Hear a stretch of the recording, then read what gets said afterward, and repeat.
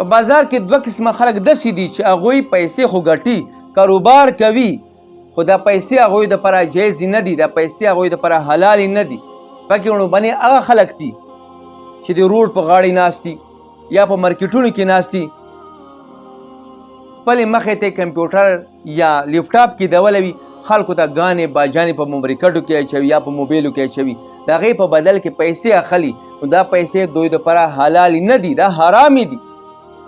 ځکه چې دوی خلکو ته ګانې باجانې اچوي فلمونه اچوي سازونه اچوي د هغې په بدل کې پیسې اخلي دا دوی ګناه په بدل کې پیسې واخیستلې ځکه دا ګناه کار دی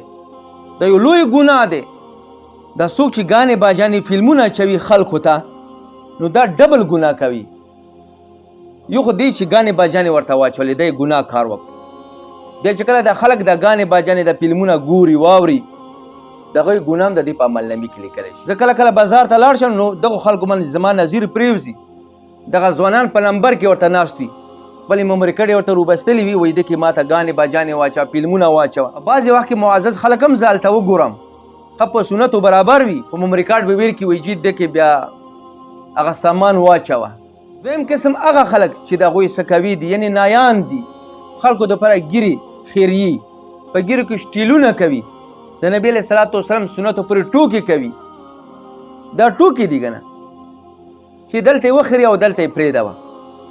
که دوی وایي چېرې خلک مونه همدغه شاته شټیل غواړي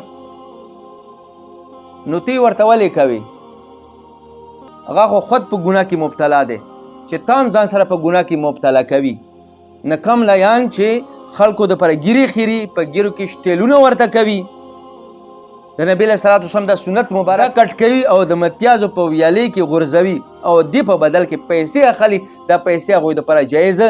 نه دي خو داسې څه کوي به درته ډېرې کمې میلاو شي داسې خلک به درته ډېر کم میلاو شي چې هغوی لیکلي په خپلو سکوو کې چې دلته د نبي علیه صلات وسلم سنت کټ کول دا منع دي